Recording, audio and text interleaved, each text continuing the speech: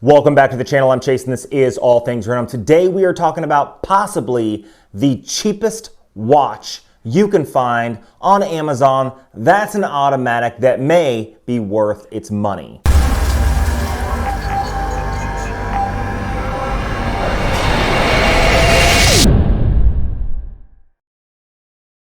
Now, what are we talking about today? Today we are talking about the Benyar. There is a lot of controversy behind Benyar, and I'll talk about it later in the video. But is this watch any good? Now, this is the Milgauss Homage, and well, let's just flip the camera around and dive right into the review.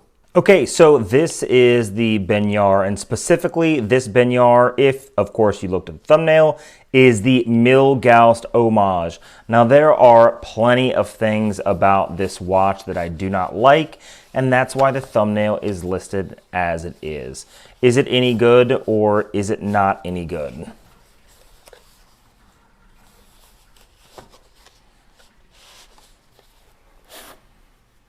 Comes in just a basic cardboard box, nothing exciting, and inside you have a user's manual, which, I guess it tells you how to set the time, an active 1-year free warranty, which you're going to need because I don't know if this is gonna last an entire year.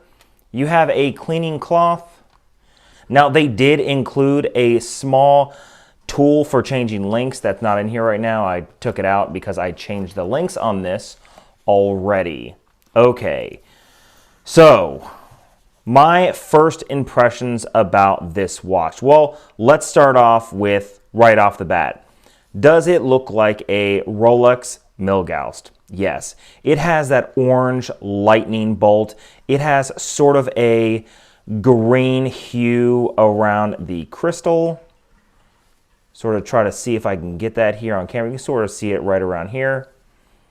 And it does have, well, an overall impression that yes, this is an homage to a Milgauss, especially with that orange lightning bolt. This one is the blue dial, and inside the blue dial, you do have applied indices that have some lume, not really too much. Now this watch, haven't mentioned it yet, was just under $60. Offers 50 meters of water resistance, and it does have a few things that could use some work, but for $60. You can see that the stainless steel case does not match the stainless steel bracelet. You can see that there is a clear difference, whereas this has a center polished link, outer brushed links, and the entire case for the watch is actually high polished. Right? It actually gives a very poor feel, I think, and a poor look. Now the inlinks on this are hollowed inlinks for $60.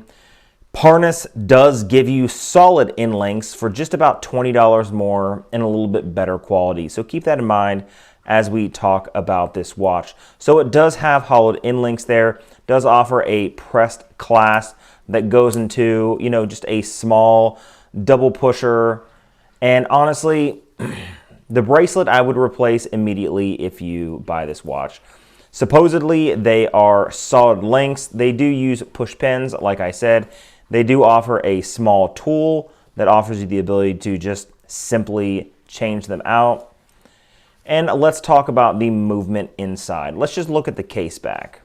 Now, the movement inside is a Japanese imported G2666Z. Honestly, it's not decorated at all. I did not take the cover off for the mineral glass, but the one thing that I think is funny is they make sure to tell you that this is solid stainless steel. Now, the funny thing about that is a lot of people who have looked at Benyar watches in the past know that Benyar has sort of a reputation for not using solid stainless steel cases. Now, there was a point where one of the Benyar watches, I think it was a Panerai Homage, was using like a brass case or a cheaper case, and they would plate it with a steel plating, but it wasn't solid at all. I think it's funny that they have to just verify on the back end that, hey, guys,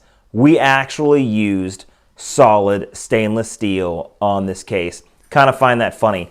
Does not offer a screw down crown. It does offer hand winding, and we'll go ahead and pull this out for the time adjustment.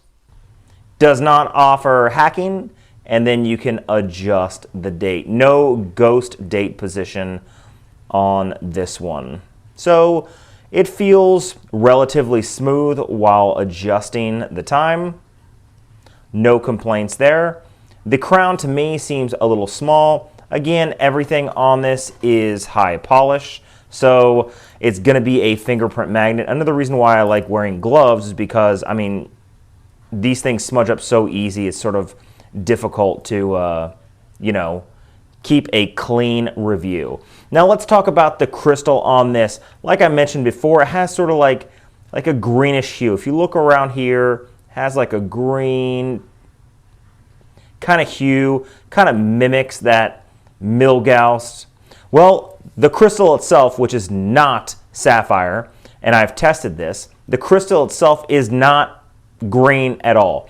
In fact, what it is a small gasket that seals the crystal in that they used is green, and it gives that sort of effect. A cheap way to do it. I understand why they did, but honestly, so the reason I picked this Milgauss style is simply because everybody has done the Panerai style. Everybody has done the Explorer 1 style, and I haven't seen any really on the Milgauss. I wanted to see if it was any good. Now the dial itself is not bad. The printing is not bad on it. The applied indices are not bad. Everything lines up pretty well, and I'm pretty happy with the quality control. Wasn't able to find any dust on the dial, so for 60 bucks, at least you're getting a clean dial. Now, yes, you are getting a very, very, very poor bracelet on this, but you can easily upgrade with a strap, maybe like a Strapsco strap or something. Well, let's go ahead and do some quick measurements, try this on the wrist, and I'll give you my final thoughts.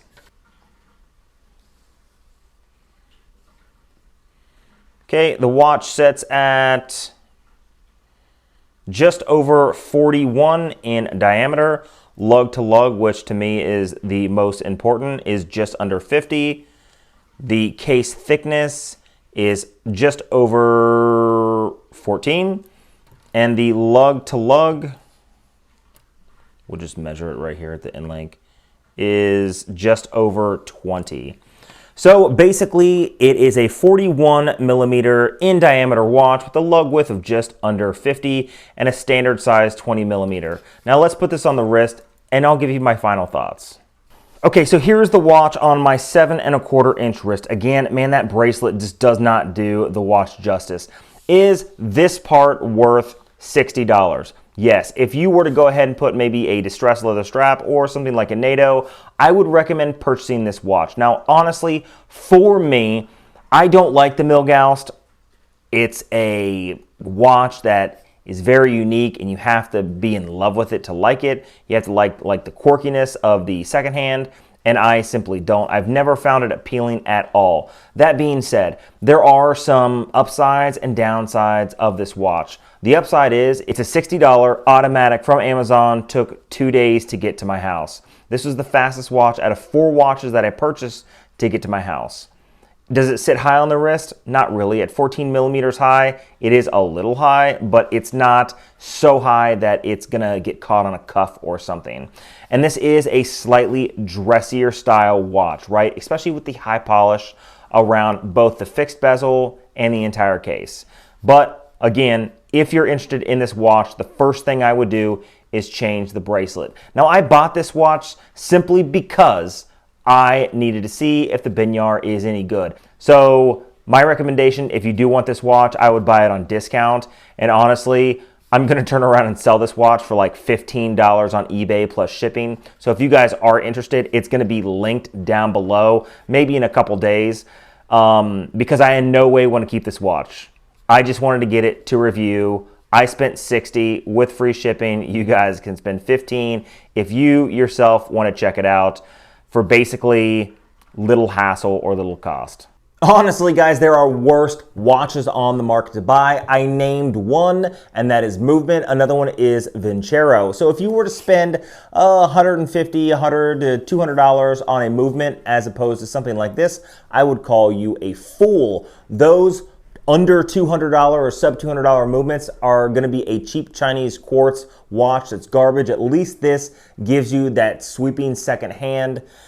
Then it's an automatic, so it's a little better. Up to you guys. What do you guys think about the video? Leave a comment down below. Now I have a lot of watches that are sitting on my desk for review. I have 4 specifically, and in about 3 days I will be releasing a video of the cheapest Swiss automatic watch that I was able to find. It comes in tomorrow. I'll have it for a few days. And guess what? I'm going to tell you right now, it's a Tissot. If you guys think you know what Tissot I bought, that's sub $300, an automatic and Swiss, leave it in the comments below.